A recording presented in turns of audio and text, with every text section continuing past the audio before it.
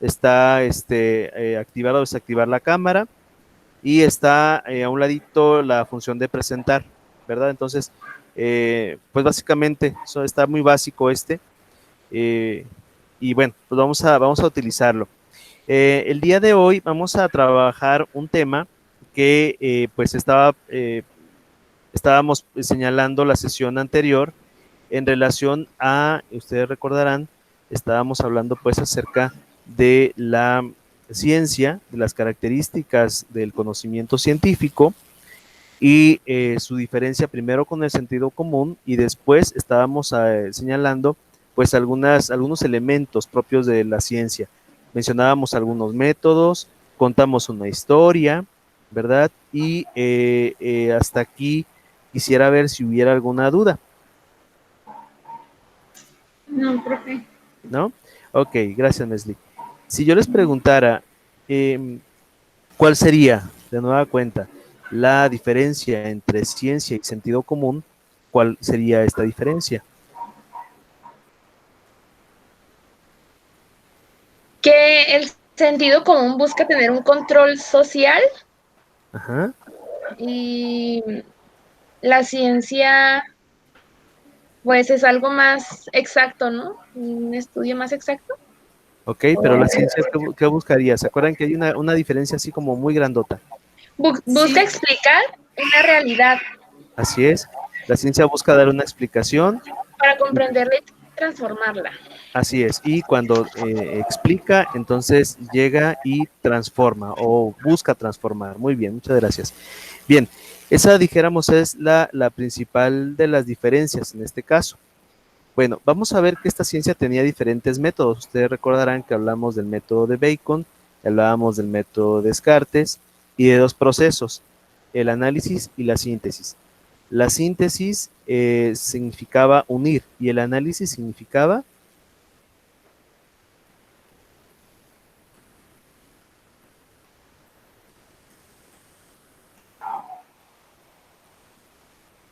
¿alguien lo recuerda? ¿Qué significaba el análisis? No, profe, yo no lo recuerdo. Ok, por acá, Andrea.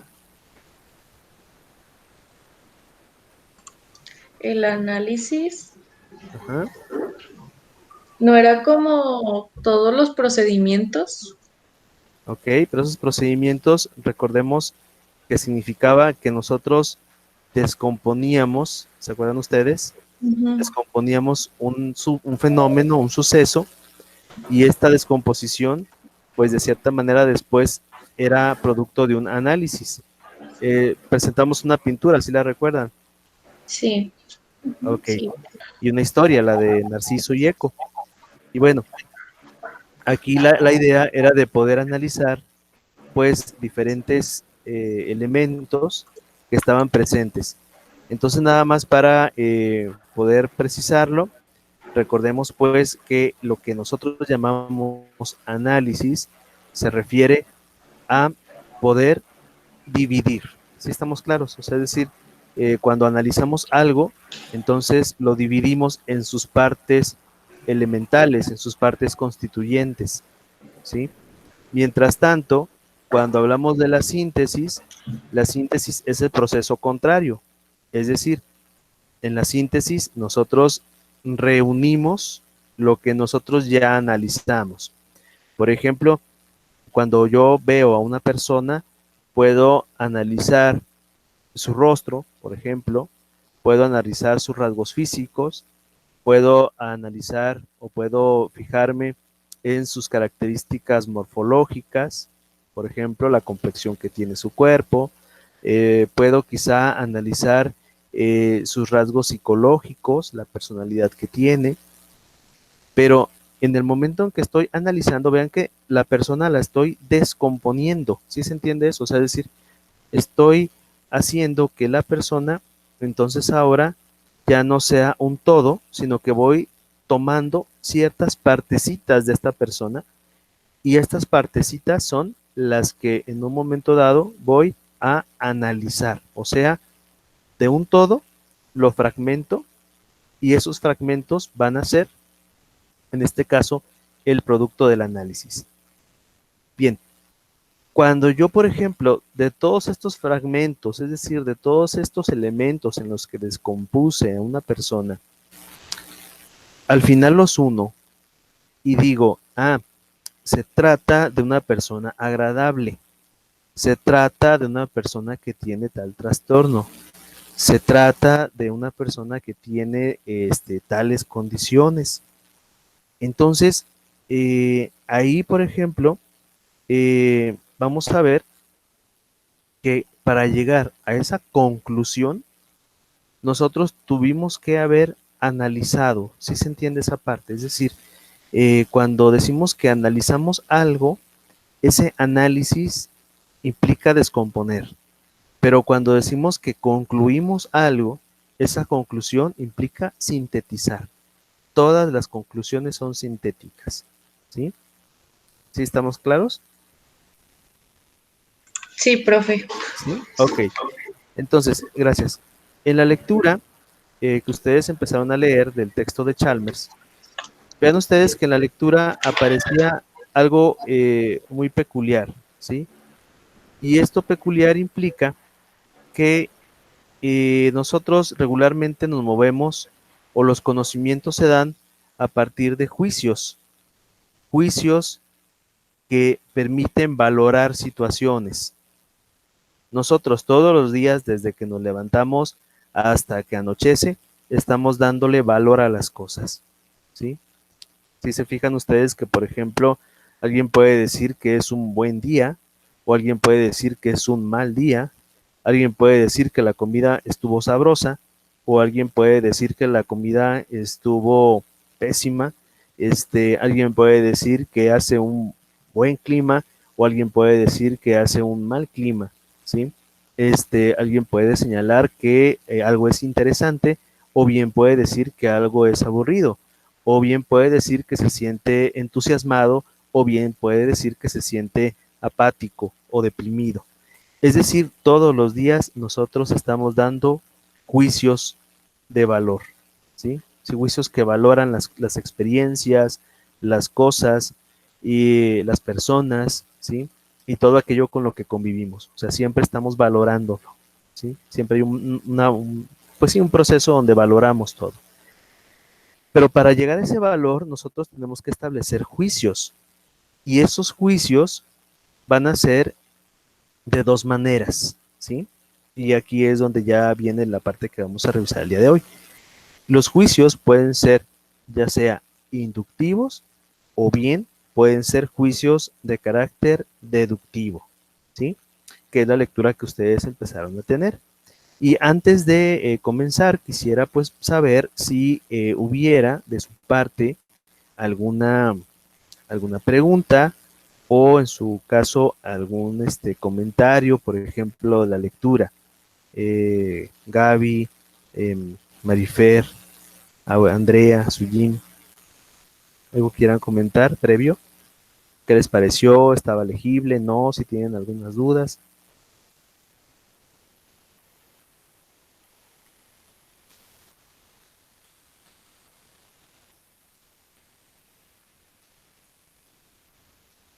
¿Todo bien hasta ahorita? Sí, profe, todo bien. Ok, muy bien. Bueno, entonces miren, quiero compartirles esta presentación que tenemos por acá. Aquí está. Déjenme ver si funciona la presentación. A ver. Voy a anotar una ventana. Ahí está.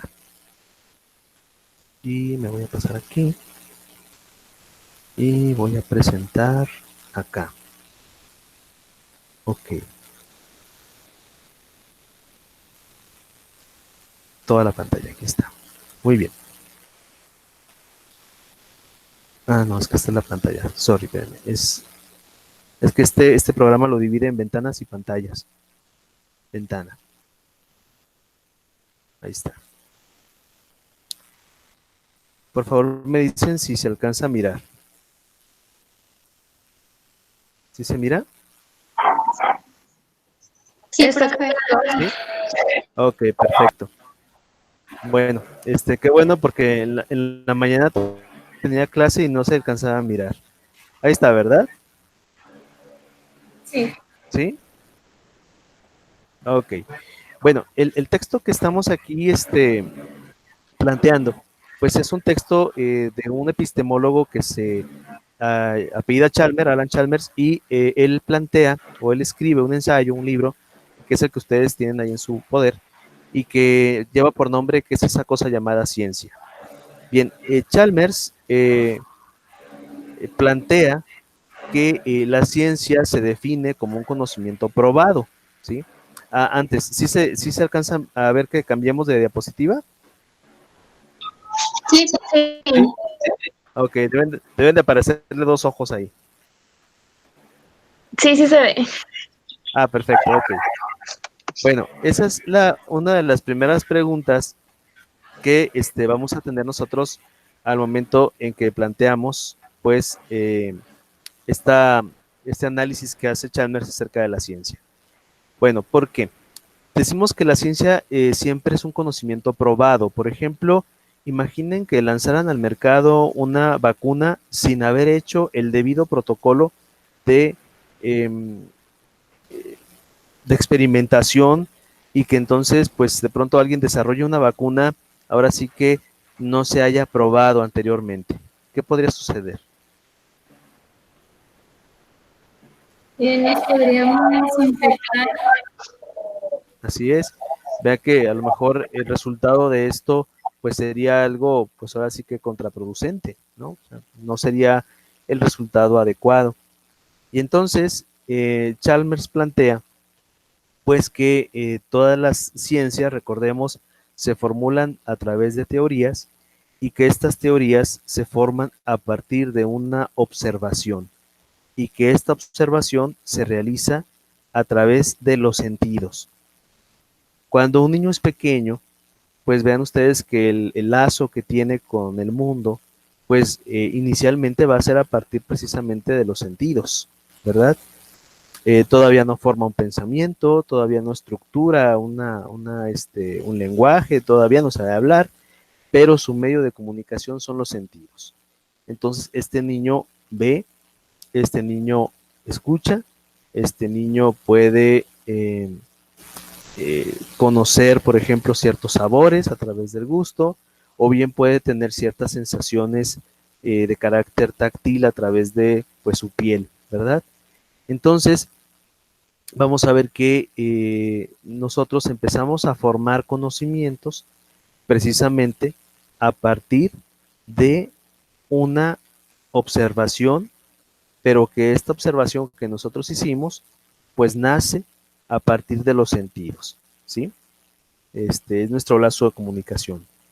¿Qué es lo que ocurre, por ejemplo, con niños, con bebés que nacen sordos o que nacen ciegos? Si se fijan, sus canales de comunicación, sus canales de sentidos, pues no les permite de pronto interactuar de la mejor manera o de la manera, mejor dicho, como lo haría una persona que sí tiene todos sus sentidos y que entonces ellos tienen que tener un contacto con el mundo de manera diferente, ¿sí?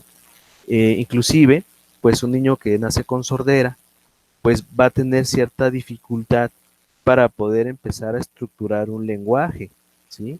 ¿Por qué? Porque si se fijan, nuestro primer canal que tenemos precisamente para poder hablar, pues tiene que ver precisamente con el hecho de que nosotros tenemos que escuchar los sonidos, ¿verdad?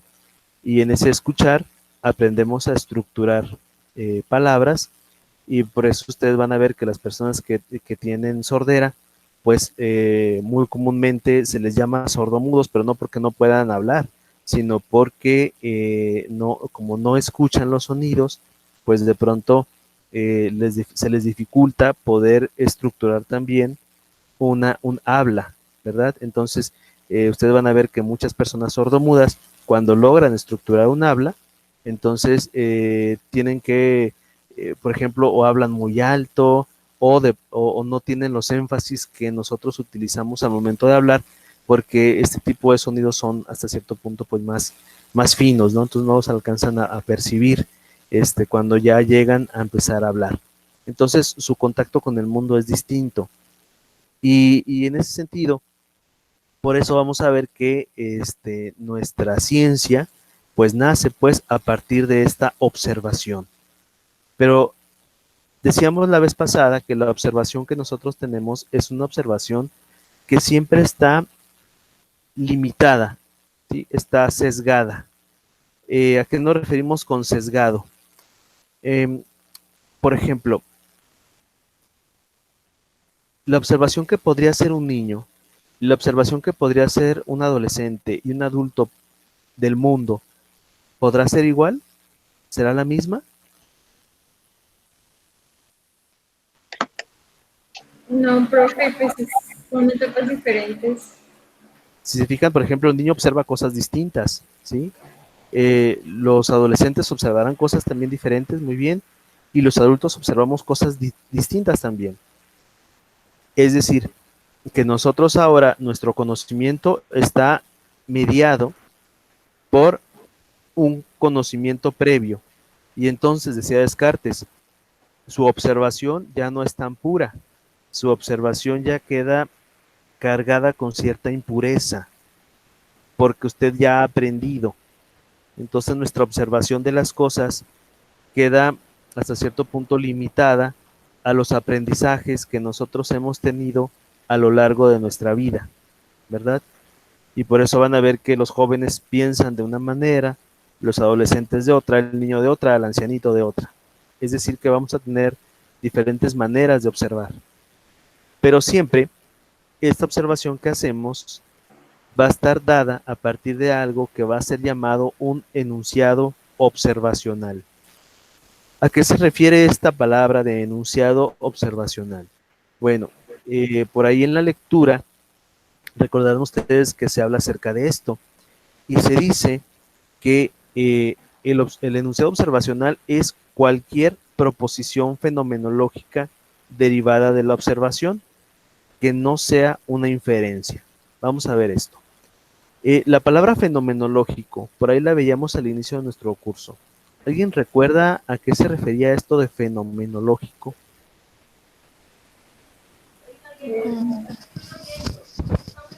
Dar como la descripción de algo sin dar como un juicio de valor. Así es. Si se fijan, el fenómeno implica verlo así, tal cual, ¿sí? Por ahí hay un filósofo, Edmundo Husserl, y otro que se apellida Heidegger, que de pronto ellos planteaban la necesidad que había de poder percibir al fenómeno en cuanto fenómeno, ¿sí? Ahora bien, vamos a tratar de empezar a ver las cosas sin o evitando, perdón, tener un sesgo de nuestro pensamiento, ¿sí? Y entonces vamos a ver que cuando nosotros tratamos de observar las cosas, nosotros vamos a dividir nuestra observación en dos grandes grupos de pensamiento. El primer grupo se le va a llamar grupo universal o también llamado enunciados universales, que son los aprendizajes que nosotros tenemos acerca de la vida o de las cosas. Un ejemplo, ¿han escuchado ustedes decir que todos los hombres somos iguales? Sí, Ok, ¿qué opinan de eso? no es cierto. Ok, bien, o en su contraparte, por ejemplo, alguien puede decir que todas las mujeres son iguales. Si se fijan, digamos, aunque sabemos pues que no es cierto, vean que nosotros ahí en eso estamos haciendo una formulación universal, ¿sí? ¿Qué quiere decir universal? Que aplica para todos, por eso la frase, todos, ¿sí? Las personas a veces se expresan a partir de enunciados universales. Por ejemplo, cuando dicen, es que los psicólogos son así, es que los abogados son así, es que los maestros esto, es que los alumnos esto otro, es que los políticos esto, es que las personas con tal condición son así, los ricos son así, los pobres son así. De hecho, ustedes recordarán esta película por ahí del cine de oro mexicano, de nosotros los pobres, ¿no? Ustedes los ricos, y de pronto aparecía esta idea de generar un enunciado universal, o sea, decir que todos los pobres tienen ciertas características o que todos los ricos tienen ciertas características comunes entre sí, ¿verdad? Bien, el otro grupo de enunciados, el otro grupo de conocimientos son enunciados o conocimientos de tipo particular. Y estos enunciados particulares los vamos a ver cuando nosotros los aplicamos a una situación concreta. Por ejemplo, el día de hoy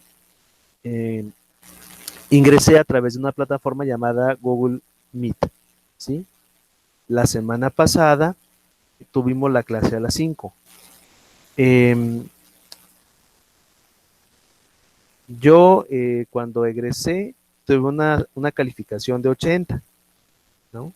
Si se fijan, estos enunciados son particulares, no sé si me voy a explicar. Hablan acerca de algo, hablan acerca de una sola cosa, de algo que de alguna manera está ocurriendo, pero aplica para un solo evento, ya sea personal o de otra persona, pero aplica para uno. Y a eso le voy a llamar enunciado particular, o también en el libro se dice enunciado singular. En cambio, cuando hablo de que todo es de cierta manera, entonces ahí estoy utilizando un enunciado universal, ¿sí? ¿Vamos hasta aquí claros? Mm, o sea, maestro, que puede ser Sí. como de un tema en específico, pero una observación singular. Ajá. Algo singular es, por ejemplo, decir que usted está hablando en este momento, Ok. ¿sí? Sí. Ahora, ok, fíjese. Entonces vamos a tener tres cosas. Ahora ya estoy aumentando otra cosa. Vamos a tener ahí, entonces, enunciados particulares que se refieren a un aspecto, ¿sí? A una cosa. Por ejemplo, ahorita me estoy tomando una taza de café. Muy bueno. Ok. Ahora, ven ustedes que hay, eso es particular, ¿verdad? Bueno, es general cuando nosotros, o es universal, cuando nosotros empezamos a ver que siempre ocurre algo así, ¿verdad? Y entonces vean que nosotros podemos decir que, por ejemplo, no sé, se me ocurre pensar, eh, fulanito de tal siempre se viste bien, o que perenganito de tal de pronto es o que los, por ejemplo, que los norteamericanos son blancos, ¿no? ¿Sí me explico? Vean que, por ejemplo, ahí estoy utilizando enunciados universales, ¿verdad? Porque aplica para todos, ¿sí? Y alguien dice, no, maestro, no todos los norteamericanos son blancos, nada más los que son norteamericanos originales. Ah, ok, bueno, entonces los norteamericanos originales son blancos, pues. Pero si se fijan ahí, estoy hablando de enunciados universales, o sea, hablo de una colectividad, hablo de muchos, ¿sí? Y también tengo inferencias. Entonces tengo dos cosas. Tengo enunciados observacionales particulares y plurales o universales, pero también tengo inferencias. Las inferencias van a darse cuando nosotros conjuntamos dos tipos de enunciados. Cuando conjuntamos los enunciados particulares y cuando conjuntamos los enunciados de tipo general, ¿sí? A ver, hasta aquí. ¿Sí va quedando claro? Sí, profe. ¿Sí? Ok, entonces fíjense ustedes. Aquí yo tengo estos enunciados observacionales. Noten que estos enunciados observacionales son cosas muy concretas. Por ejemplo, el paciente M llegó puntual a su consulta. ¿Puedo constatar que alguien llegue puntual, sí o no? De manera empírica. ¿Sí? ¿Sí? ¿Verdad? ¿Cómo puedo constatar que alguien llegó puntual? ¿Qué dice? ¿En qué? Viendo ejemplo, el reloj. Exactamente. O sea, usted ve su reloj y dice, ok, lo seteé a las 5 y aquí está a las 5. Entonces, es puntual. Ahí está. Si se fijan, hay un elemento ahí donde no vamos a emitir un juicio, sino vamos solamente a registrar aquellas cosas que de cierta manera vemos de manera fenomenológica, o sea, sin decir nada acerca de ello, simplemente decir lo que ocurrió. Un ejemplo de esto es, yo a lo mejor puedo ir caminando, me tropiezo y me caigo. Ojo, lo cierto es que me tropecé y me caí, ¿va? Lo que no es cierto es, por ejemplo, que si alguien llega y me dice, no, el maestro Mario se cayó y se enojó bien mucho. Ah, caray. ¿Y cómo sabe? ¿Sí me explico? Que me enojé. No sé si me voy a explicar. Sí. Es decir, una cosa es lo que ocurre de manera real y la otra cosa es lo que yo puedo decir de eso, lo que yo puedo inferir de eso. ¿Sí? Bien, el enunciado observacional es algo que no es una inferencia, o sea, es algo que voy a decir así tal cual como ocurre, tal cual como se presenta. Por ejemplo, R, hablando de una persona, tiene 70 años y no recuerda sucesos recientes. Eso es observacional concreto, tan concreto que si yo le pregunto, oyes, ¿qué es lo que acabo de decirte ahorita? R quizá no me responda. Va a decir, ¿sabes qué? No me acuerdo. ¿Sí? No sé si me explique. ¿Sí vamos viendo Profe, ahí? a Sí, ver, entonces lo observacional no va a tener inferencias. exactamente. Es usted lo más concreto posible. ¿Cómo observa las cosas? Por ejemplo, usted puede decir, Lucía trae una blusa color blanco. Ajá. Y Punto. ya. Y ya. Es un enunciado observacional. Ah, ¿Sí? ok. Pero cuando usted dice que la blusa está bonita, entonces ahí ya no es un enunciado observacional, sino ya es una inferencia. Ah, ok. ¿Sí? O sea, ya Cuando cuando usted, le das como un juicio. exactamente. Ah, Cuando usted ok. dice que la blusa está a la moda, ya no es un enunciado observacional, ya es un juicio, ya es una inferencia, ¿sí? Porque, por ejemplo, tú puedes decir que la blusa tiene un corte A o que tiene un cuello B o lo que tú quieras, pero eso es diferente a decir que está a la moda. ¿Sí, sí me doy a entender? Pero lo que no entiendo es por qué dice que se junta el universal y el particular. Ah, para allá voy, para allá voy. Ah, ok. Pero, ok, sí. Pero ahorita por lo pronto sí nos queda claro que el enunciado observacional es algo concreto que no tiene un juicio, ¿verdad? O sea, es Ajá. ver algo en su dimensión. Por ejemplo, una cosa es que una persona llore y otra cosa es que esté triste, ¿sí? Ujú. Yo puedo ver a un paciente llorando porque veo las lágrimas que salen de sus ojos, pero no puedo decir que esté triste, ¿sí? Cuando digo que está triste es una inferencia. Y las inferencias a veces mienten. O sea, ese es el punto, ¿sí? Eh, Porque si nosotros nos vamos con nuestras inferencias y decimos que nuestras inferencias son reales, entonces caeríamos en eso que platicábamos anteriormente, que llamábamos un realismo ingenuo. ¿Se acuerdan? Que decíamos pues que el que partía del realismo ingenuo decía que las cosas eran así como él las veía, pero eso en realidad es como él las percibe, como él piensa que son, ¿no?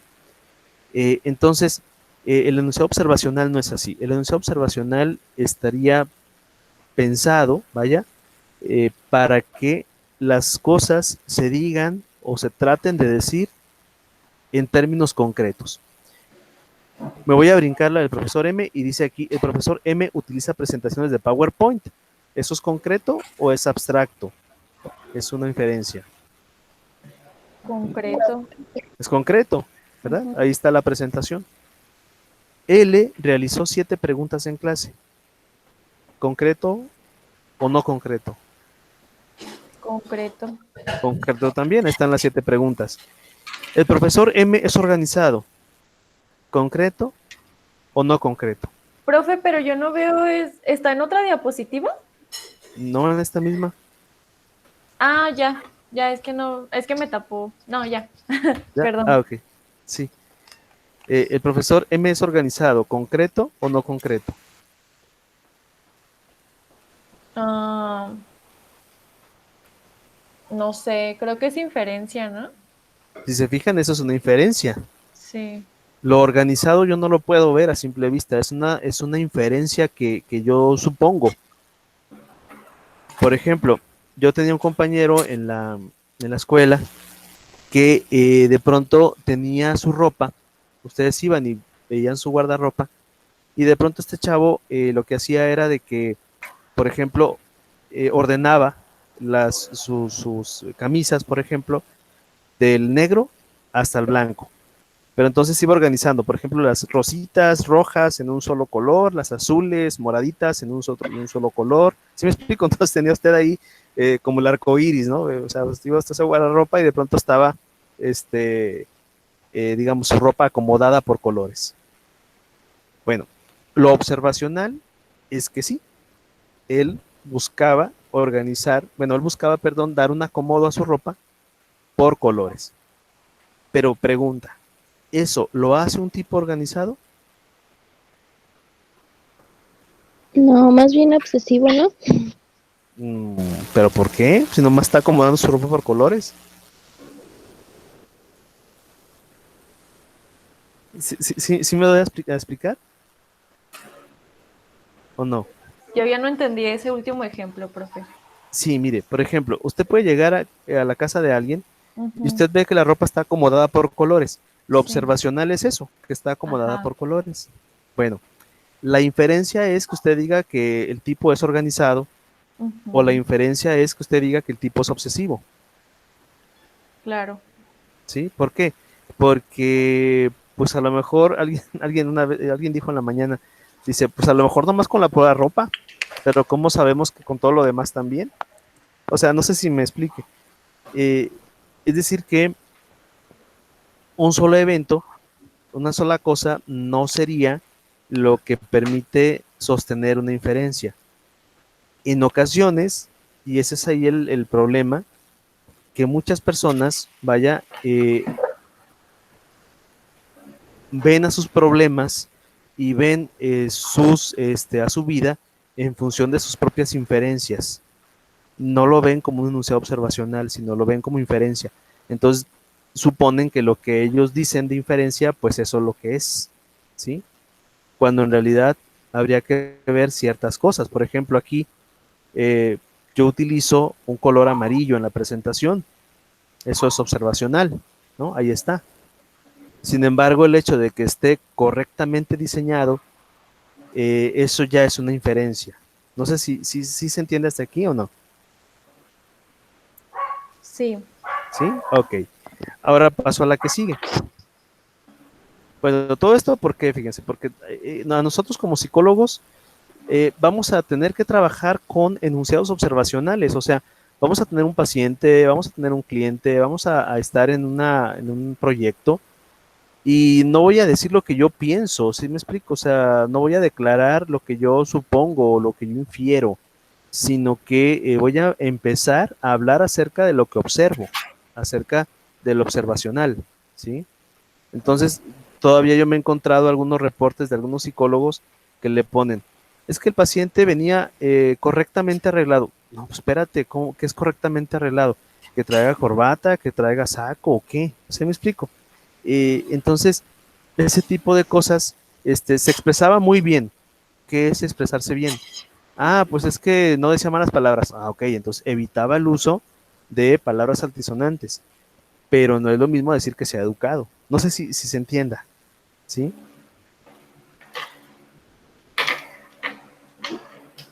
¿Sí vamos bien hasta aquí?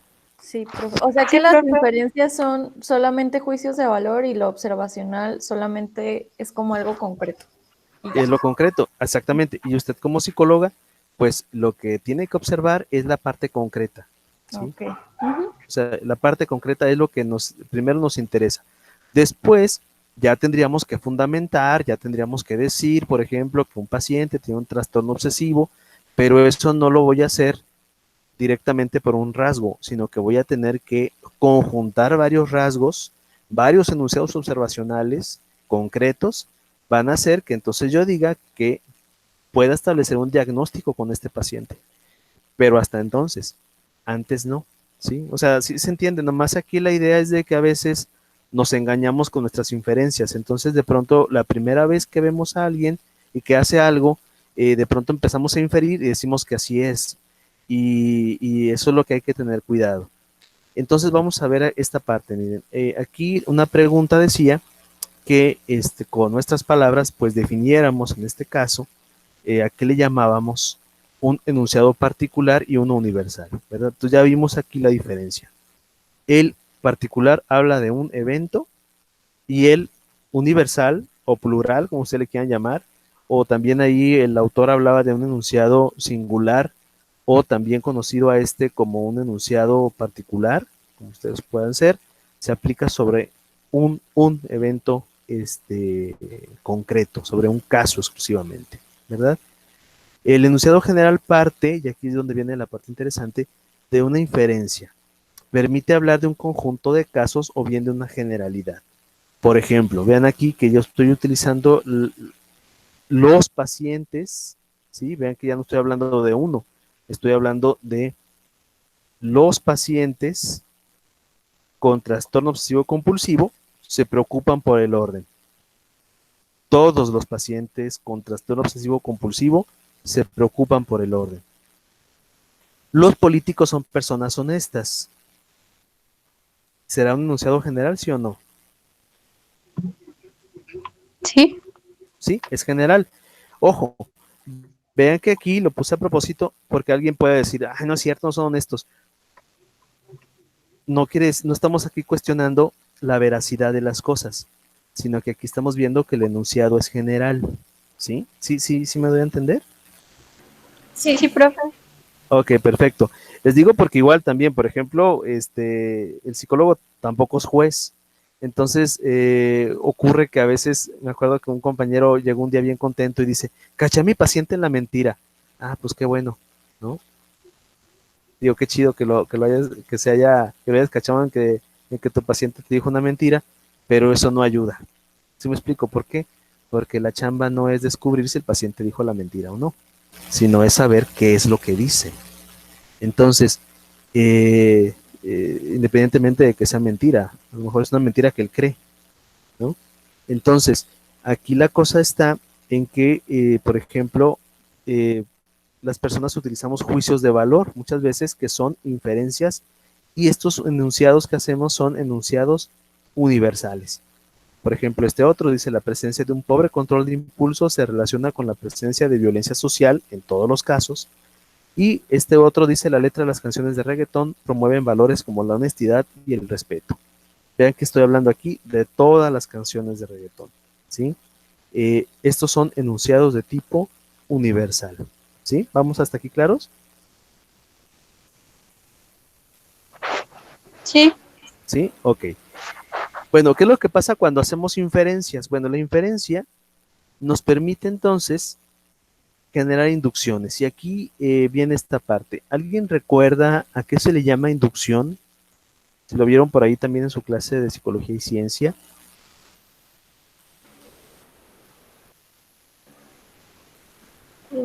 sí, que es cuando vamos de lo general a lo particular. ¿No es al revés? Al revés, ay, es que me confundo. Entonces, de lo Ok. general a lo particular, o eso dije. No, eso es lo que acaba de decir. ¿Cómo es entonces? De lo particular a lo general. Así es, inducción va de lo particular a lo general, así es. Ahora, fíjense, ya vimos que hay cosas, que hay eventos particulares, que hay enunciados particulares y que hay enunciados generales, ¿verdad? Eh, Regularmente nosotros construimos los enunciados generales a partir de la suma de varios enunciados particulares, ¿sí? Un ejemplo que vamos a encontrar en esto es si, por ejemplo, vamos a pensar, imagínense a un chavo X, de pronto se hace una novia y de pronto la novia le pone el cuerno. Ok. Después, pues ya, se dejan. Después, se hace otra pareja y la pareja también le pinta el cuerno. Y después, pues ya también se deja, se hace otra pareja y la otra pareja, ¿qué creen? Le pone el cuerno. También, sí. Ok. ¿Cómo se llamó la obra? El cuerno. El cuernudo. Ok, si se fijan ustedes, de pronto, esta persona va a terminar por creer que siempre le va a suceder lo mismo, ¿sí? Entonces lo que él está haciendo aquí es que está haciendo una inferencia, está pasando de un conjunto de eventos particulares a un evento singular, a un enunciado singular, a un enunciado, perdón, universal, donde de decir que pasó una vez y pasó otra vez y pasó otra vez, entonces siempre va a ocurrir así, ¿sale? A eso le vamos a llamar una inducción, por eso es que vean que se marca de manera muy reiterada que la inducción va de lo particular a lo general. O sea, que a partir de la suma que nosotros tenemos de diferentes eventos particulares, entonces generamos elementos ahora generales, ¿sí? Si digo que ocurrió aquí y ocurrió acá y ocurrió también acá, entonces por lo tanto ocurre esto. Un ejemplo más claro lo podemos ver, por ejemplo, si yo veo que un pariente mío lo robaron y de pronto yo salí a la calle y también me robaron y de pronto mi mamá fue a la tienda y también la asaltaron y de pronto un tío fue y de pronto a mi tío pues también lo quisieron asaltar. Entonces vean que son varios eventos particulares, cada uno, ¿verdad? Pero estos eventos particulares al final me llevan a establecer un juicio universal y decir, pues no manches, está una situación muy insegura. ¿Sí, sí me explico? Y decir que vivo en una sociedad insegura ya es algo universal. ¿Sí, sí se entiende aquí o no? Sí. Sí, o sea, de la suma de eventos particulares, al final llego a una conclusión general. A esto le voy a llamar una inducción. La ciencia es inductiva, o sea, si ocurre en 1, y ocurre en 2, y ocurre en 3, y en 4, y en 1000, y en 1.000.000, entonces también va a ocurrir con todos. Por eso, aquí Chalmers habla de que habría ciertas condiciones para tener una inducción, ¿sí? Estas condiciones implica primero que el número de enunciados observacionales, ahí está mal, debe ser observacionales, el número de enunciados observacionales deben de tener una base grande, o sea que no sea uno ni dos, sino sean varios casos, varios enunciados que observamos lo mismo y que entonces se van a repetir, ¿sí? Pero que debe de ser un número grande, ¿sí?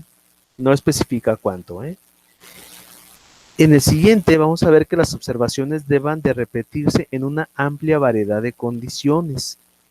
Implica que a lo mejor si llueve, si es de noche o si es de día, pues entonces vamos a ver que el enunciado se repite, ¿sí? Vuelvo con el ejemplo de la inseguridad. Yo ya vi que a un gran número de personas de pronto les han robado o los han asaltado y los han asaltado con violencia. Bien, yo a lo mejor digo, pues a lo mejor ha de ser porque salen en la noche, pero en el día eso no va a ocurrir. Y entonces resulta de que, por ejemplo, voy y en el día resulta que también me asaltaron, ¿no? Y entonces digo, no, pues es que a lo mejor ha de ser porque, pues, donde fui estaba solo, ¿no? Me fui a la Plaza Ciudadela y ahí en Ciudadela está todo solo y entonces, pues, ahí me asaltaron, ¿no? Entonces, mejor voy a ir a otro lugar que sea más concurrido, me voy a ir a la Plaza del Sol. Y cosa que también ahí me robaron. ¿Sí me explico? Entonces vean que aunque las condiciones cambiaron, el enunciado sigue siendo el mismo, ¿sí se entiende? O sea, por eso dice que deben de repetirse en una amplia variedad de condiciones, o sea, cualquiera que sea la condición, el enunciado va a estar ahí presente. Y finalmente, que el enunciado observacional entre en conflicto con una ley universal derivada. O sea, ¿qué quiere decir? Que sea lógico, ¿verdad? No me robó un extraterrestre, no me robó un alien, sino un tipo igual a mí, de pronto llegó y me asaltó. No sé si se entiende aquí la diferencia. O sea que me preocuparía si alguien dice, no, ¿qué crees? Vino un extraterrestre marciano y me robó, ¿no? O sea, no sé si me voy a explicar. Es decir que entraría en conflicto eso con la idea que tengo de que pues no hay extraterrestres, o al menos yo no he visto ninguno, ¿sí? Entonces, cuando no entra en conflicto, cuando las observaciones se repiten en una amplia variedad de condiciones y cuando los enunciados se hacen o se generalizan de acuerdo a que ya se repitieron muchas veces, entonces esto me permite hacer una inducción. Un ejemplo de esto yo lo puedo ver aquí. Yo digo que existe un contenido sexual explícito con tendencia violenta en la letra de las canciones de reggaetón. Esto tendría luego que comprobarlo. ¿Por qué? Porque, por ejemplo, me puedo empezar a escuchar varias canciones de reggaetón y ver si en estas canciones se repite este hecho de que haya un contenido sexual explícito, ¿sí? Que pueden empezar a escuchar reggaetón coreano, reggaetón estadounidense, reggaetón aquí en México o en otros países, y en todo se habla acerca de lo mismo, ¿sí? Y que esto pues no entre en una contradicción lógica. Si esto ocurre así, entonces yo voy a decir que esta afirmación es cierta, ¿sí? ¿Sí me voy a explicar hasta ahí o no? Sí, profe. ¿Sí? Ok. Pero entonces Entonces, eso no es inductivo, el del reggaetón. no, bueno, para llegar a este enunciado Ujú. es porque yo ya escuché canciones y ya empecé a ver que estas canciones de pronto pues dije, a ver, a lo mejor nada más las de México dicen ese tipo de cosas, pero si voy a escuchar las de Estados Unidos a ver qué, y me di cuenta de que son iguales, ¿sí? Ah, ok, ya. ¿Sí me explico? Sí. Y entonces, y no tienen una contradicción lógica. Si se cumplen esas tres cosas y esto se repite, entonces yo por eso digo que todas las canciones de reggaetón tienen este tipo de contenido, ¿sí? Ok. Ujú. Sí, se entiende. O sea, de lo particular pasé A lo a general. lo general, ¿sí? Bueno, aquí hay un video que la próxima clase les voy a mostrar de reggaetón. Y bueno, pero eso sería, digamos, ahí la parte que tiene que ver con la inducción, ¿sí? Y bien, entonces aquí vamos a ver esto, mire. La ciencia va a tener una capacidad para explicar y también al mismo tiempo para poder predecir, ¿sí?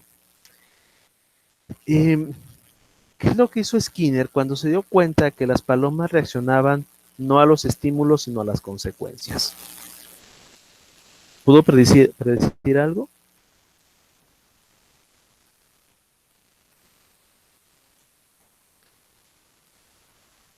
¿Sí o no? Bueno. ¿Me puede repetir la pregunta? Ok, cuando Skinner ¿se acuerdan ustedes que hay una diferencia entre el condicionamiento clásico y el operante? Sí. Ok.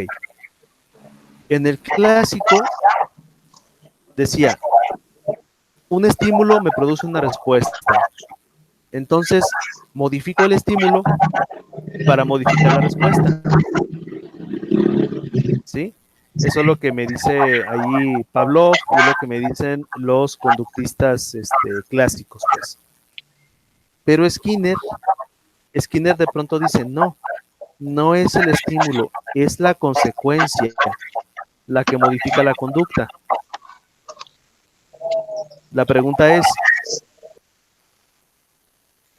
¿cómo es que o sea, Skinner pudo predecir en algún momento la conducta que iban a tener sus palomas, sí o no?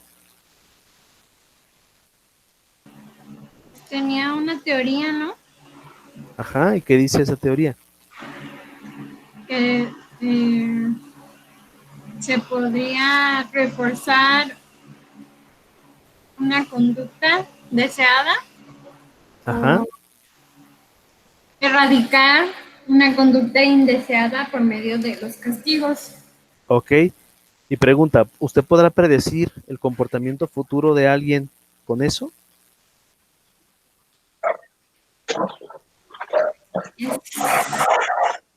¿Sí? ¿Sí se puede o no? No sé. Yo diría que sí, pero depende de la persona, ¿no?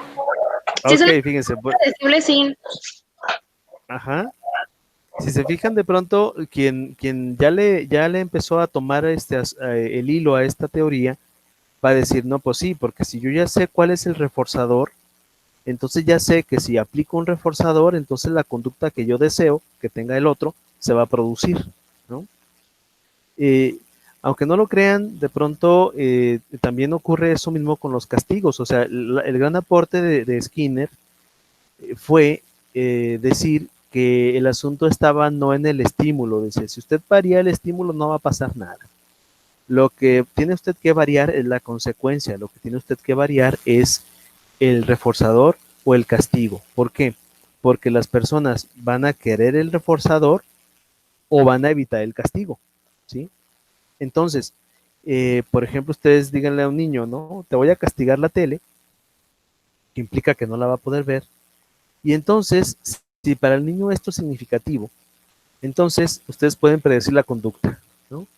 Y hasta lo pueden decir así, "Mira, ahorita le voy a decir que le voy a castigar la tele y vas a ver que se va a poner a hacer la tarea, ¿sí? O les pueden prometer algún tipo de reforzador, ¿no? Voy a darte un dulce, un chocolate, o lo que yo sé que para ti es un reforzador. Entonces manipulo la consecuencia, ¿verdad? Y en este caso, manipulo el reforzador que te doy para que entonces tú produzcas una conducta que en este caso es la que yo predije que ibas a tener. Bueno, esa es como funciona, digamos, ahí el modelo conductista, ¿sí? No todos los modelos funcionan así, pero en este sentido es el que más se aplica a este esquema. Vean entonces que, por ejemplo, en un sentido científico, yo puedo ver que existen diferentes hechos que adquirí por observación y que la repetición de estos hechos, de esta observación, pues me lleva a formular teorías y que finalmente estas teorías me llevan a poder explicar lo que ocurre en una situación concreta o a predecir lo que va a ocurrir en una situación posterior, ¿sí? ¿Se han fijado ustedes que ahí, por ejemplo, el doctor Gatell tiene ahí la mentada curva? No sé si ustedes han visto ustedes que aparece una curva de casos, ¿no? Ujú, sí. Ok, ¿qué es lo que están haciendo estos médicos y estos epidemiólogos? Lo que están haciendo es deducir una posible predicción, por eso es que la importancia de la curva, porque dice, bueno, si la curva se va aumentando, entonces quiere decir que los casos se van a aumentar y ya están dando una estimación, dicen, pues va a haber tantos casos posibles, ¿sí? Entonces hay una predicción, ¿no? ¿Por qué? Porque a partir de esta teoría que marca que tantos casos se deben de dar, entonces a partir de eso, pues predicen y deducen. Y ahora es el proceso contrario. La deducción va al revés. ¿Las teorías o leyes son generales o particulares? Es una pregunta.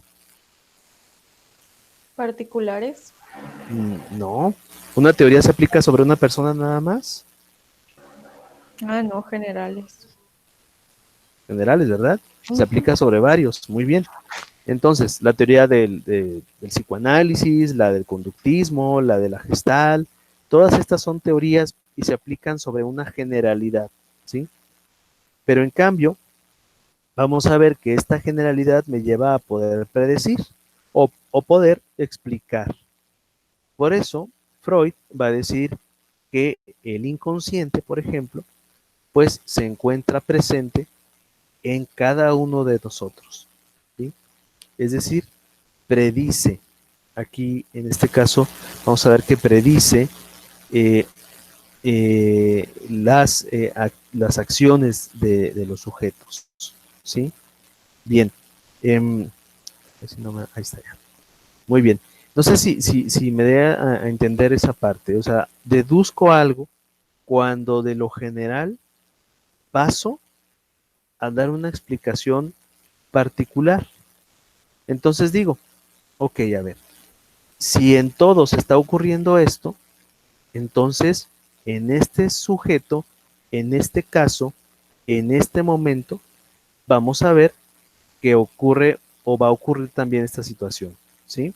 Un ejemplo. Y ahora sí entra lo que ustedes decían.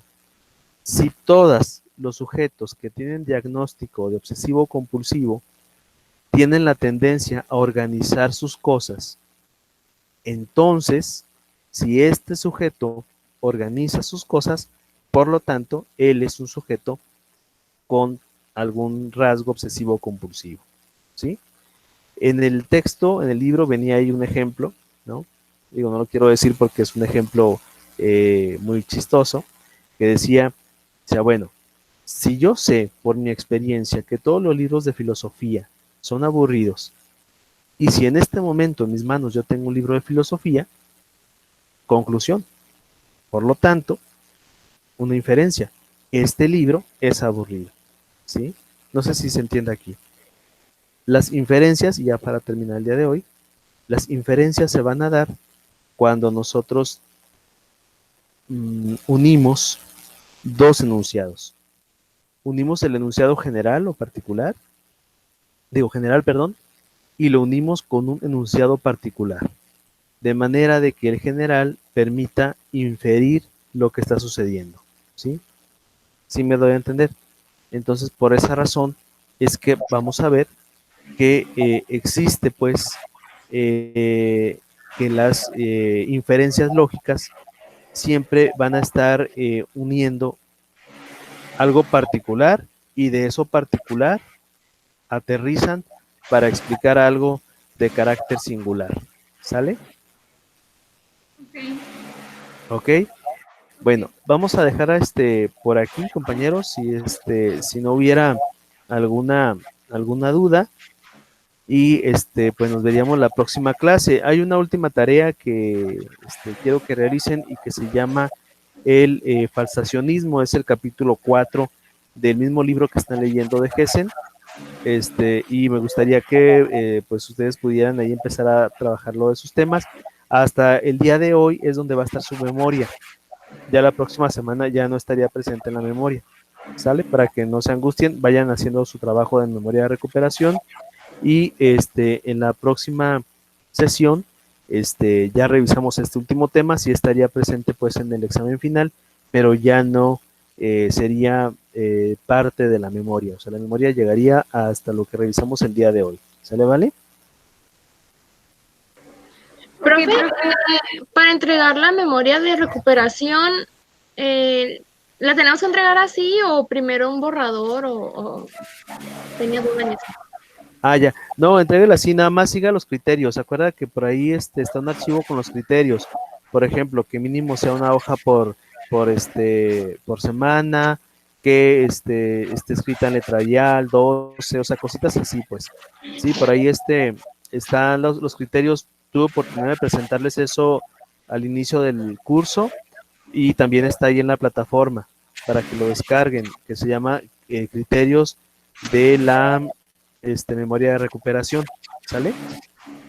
Ok, y entonces en esta memoria ya se entrega todo junto, lo de todas las semanas. Sí, solamente el tercer periodo. Ah, ok, gracias. ¿Sale? Ok, muy bien. Bueno, no sé si hay alguna duda hasta ahorita, compañeros, compañeras. Profe, yo sí tengo duda. Sí, Andrea. Bueno, o sea, las inferencias se dan cuando unimos enunciados general y particular de manera que el general permita ver lo que está sucediendo, y las inferencias dan algo deductivo cuando es una conclusión. Así es, porque Ok. usted concluye, por eso es hipotético deductivo, porque usted dice, si está ocurriendo tal cosa con todos, por ejemplo, si usted dice, ya sé que hay una situación insegura, por lo tanto, entonces, si yo voy caminando por la calle, entonces deduzco que me pueden asaltar. ¿Sí me doy a explicar? Sí. es decir, de pronto unimos lo general con lo particular, ¿sí? Ok.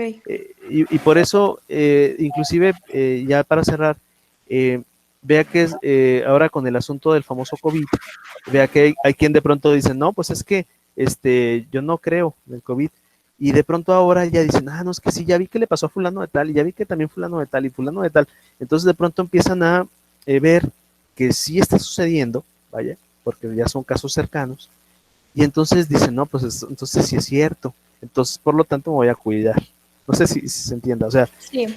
o sea, no se cuidan mientras no signifique para ellos un elemento visible, ¿verdad? Pero cuando ya significa, entonces ahí sí concluyen, ¿verdad? Deducen que ya hay que cuidarse, Ok. porque ya está cerca. Ok, Muy bien. Gracias, profe. gracias a ti, hasta luego. Muy bien, bueno, pues entonces, pues si no hubiera alguna otra duda, pues nada más les pido si abren cámara para saludarnos y nos vemos la próxima semana, ¿sí? A ver, Andrea, muchas gracias, Sujim, Marifer, muchas gracias, Cintia, gracias, Mesli, muchas gracias, y me falta Gaby también. Bueno, pues hasta luego. Entonces, bueno, Gaby está ahí en la foto, ¿sabes? Adiós, profe.